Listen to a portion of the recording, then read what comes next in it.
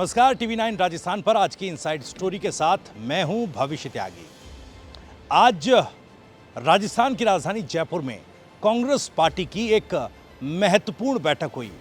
बीते दिन ही कांग्रेस की तरफ से आगामी चुनावों के लिए पॉलिटिकल अफेयर कमेटी का गठन किया गया था, जिसकी कमान प्रदेश प्रभारी सुखजिंदर रंधावा को सौंपी गई थी।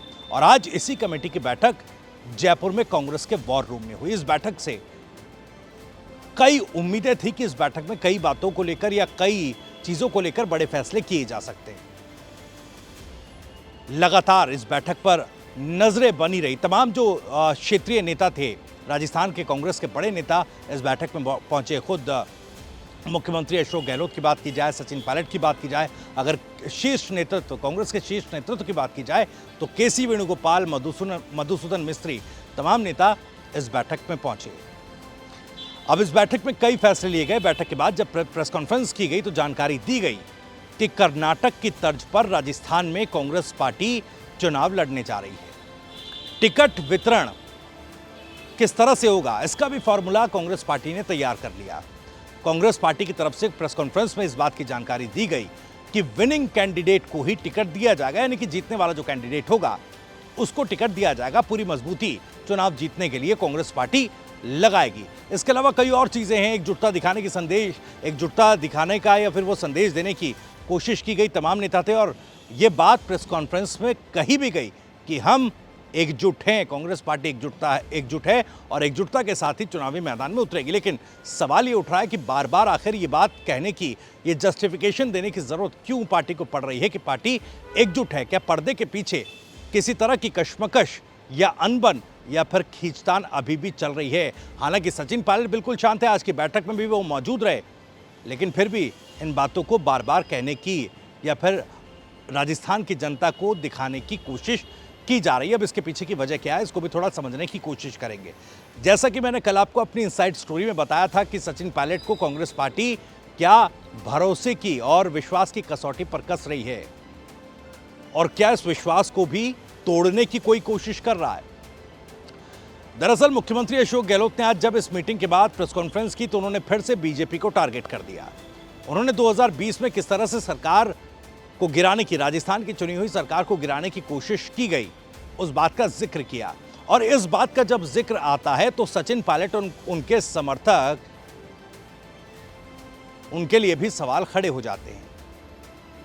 क्या मुख्यमंत्री अशोक गहलोत जब आज उन्होंने जिक्र किया 2020 की उस घटना का, मानेसर कांड का, तो क्या फिर से सचिन पायलट और कांग्रेस पार्टी के बीच के उस विश्वास पर एक हथौड़ा मारने का काम अशोक गहलोत कर रहे हैं क्या? क्योंकि आने वाले समय में टिकट वितरण की सबसे बड़ी चुनौती कांग्रेस पार्टी के सामने है।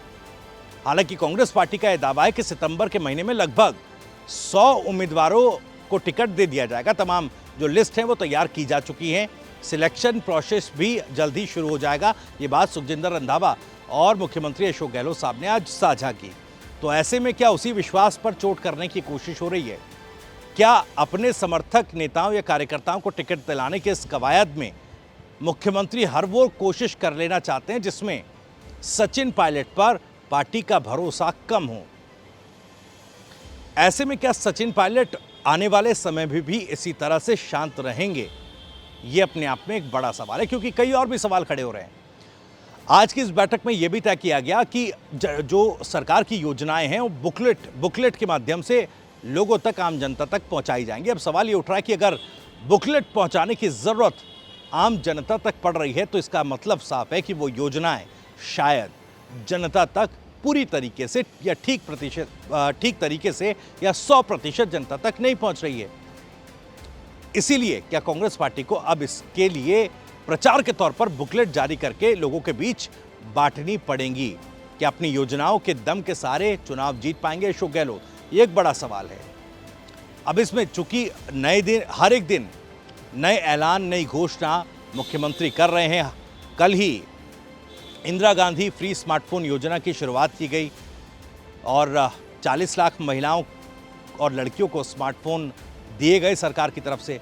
इसके बाद पूर्व मुख्यमंत्री वसुंधरा राजे ने एक के बाद एक कई ट्वीट करके कहा कि देखिए 2018 में भी स्मार्टफोन बांटे गए थे, ये पूर्व की सरकार की योजना को कॉपी मुख्यमंत्री अशोक गहलोत कर रहे हैं और ये कहते हुए गहलोत सरकार को टारगेट करती नजर आई पूर्व मुख्यमंत्री वसुंधरा राजे सिंधिया। तो एक बड़ा प्रश्न चिन्ह है कि योजनाओं और घोषणाओं के दम पर कैसे चुनाव जीत पाएंगे मुख्यमंत्री अशोक गहलोत। ओबीसी वर्ग का आरक्षण 21 से बढ़ाकर 6% बढ़ाकर 27% का ऐलान भी हाल ही में मुख्यमंत्री अशोक गहलोत ने किया। अब इसमें कई कानूनी पेचीदगियां हैं। मराठा आंदोलन की अगर बात की जाए, मराठा आरक्षण आंदोलन की, उसके बाद भी सबसे बड़ा सवाल जो खड़ा हुआ था वो आरक्षण बढ़ाने की संवैधानिकता पर खड़ा हुआ था। अब ऐलान तो कर दिया गया है कि ओबीसी वर्ग का आरक्षण 6% से बढ़ाकर 21% से बढ़ाकर 27% किया जाएगा, लेकिन इसकी कानूनी पेचीदगियां हैं।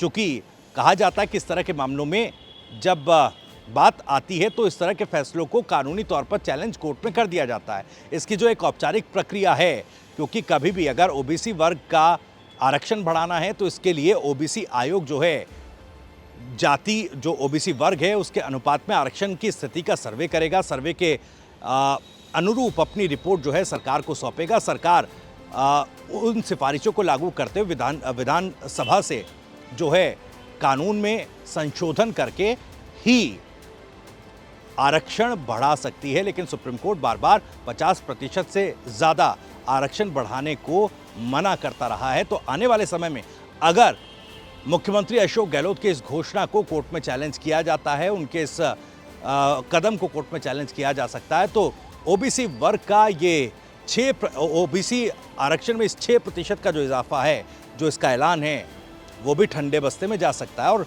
ओबीसी वर्ग को एक लंबा इंतजार करना पड़ सकता है। फिर सरकारें ये कहती रहती हैं कि देखिए मामला कोर्ट में विचाराधीन है और जब हमारी सरकार आएगी तो मजबूती से अपना पक्ष रखेंगे। तो इस पर भी ओबीसी वर्ग का ये जो आरक्षण बढ़ाया है मुख्यमंत्री अशोक गहलोत ने, जो ऐलान किया है, इसका कितना असर इन तमाम चीज़ों को समझते हुए राजस्थान के ओबीसी वर्ग जो कि 55 से 60% है उस पर पड़ेगा, ये अपने आप में एक बड़ा सवाल। अब सवाल यही है कि जब घोषणाओं और ऐलानों पर सवाल खड़े हो रहे हैं तो फिर आपको ग्राउंड पर चुनाव जिताकर कौन लेकर आएगा। सचिन पायलट, जैसा हम लगातार जिक्र कर रहे हैं, उनको जगह तो हर जगह दी जा रही है लेकिन जिम्मेदारी नहीं दी जा रही है। आखिर उनके कद, जो उनका राजनीतिक कद है, उसके बराबर उनको कोई आने वाले चुनावों के लिए पद क्यों नहीं दिया जा रहा है? क्या विश्वास की कमी है और उसी अविश्वास को लगातार कुरेदते आ रहे हैं 2020 की घटना के जरिए मुख्यमंत्री अशोक गहलोत। अब सचिन पायलट का रुख ऐसे में क्या होगा? और जब पार्टी कर्नाटक की तर्ज पर चुनाव जीतने की बात कह रही है तो ये भी समझना होगा कि कर्नाटक में जहां एक तरफ सिद्धारमैया और डीके शिवकुमार थे, तो दूसरी तरफ राजस्थान में अशोक गहलोत और सचिन पायलट उस भूमिका में नजर आते हैं। औपचारिकता के दायरे से बाहर आकर देखा जाए तो यही, अगर मिरर इमेज कर्नाटक की देखी जाए तो सिद्धारमैया और डीके शिवकुमार की जगह राजस्थान में मुख्यमंत्री अशोक गहलोत और सचिन पायलट खड़े नजर आते हैं। डीके शिवकुमार जो कि आज डिप्टी सीएम हैं कर्नाटक में, उनको चुनावों से पहले फ्री हैंड दिया गया था, उस तरह की कोई जिम्मेदारी, फ्री हैंड दिया गया उनको, चुनाव के लिए बड़ी जिम्मेदारी दी गई। लेकिन सचिन पायलट के लिए अभी ऐसी कोई स्थिति पार्टी में बनती नहीं दिखाई दे रही है। तो ऐसे में फिर कर्नाटक की तर्ज पर चुनाव लड़ने और जीतने का दावा कितना मजबूत या कितना खोखला नजर आता है, ये आप लोग तय कर सकते हैं। अगर आपको ये जानकारी और वीडियो पसंद आया तो वीडियो को लाइक करें, ज़्यादा से ज़्यादा शेयर करें और आप भी इस मसले पर कुछ कहना चाहते हैं तो कमेंट बॉक्स आपके लिए खुला है। आप भी अपनी राय, अपना सवाल कमेंट बॉक्स के जरिए पूछ सकते हैं। राजस्थान से जुड़ी हर एक खबर को सबसे पहले जानने के लिए आप सब्सक्राइब जरूर कर लीजिए। TV9 राजस्थान। नमस्कार।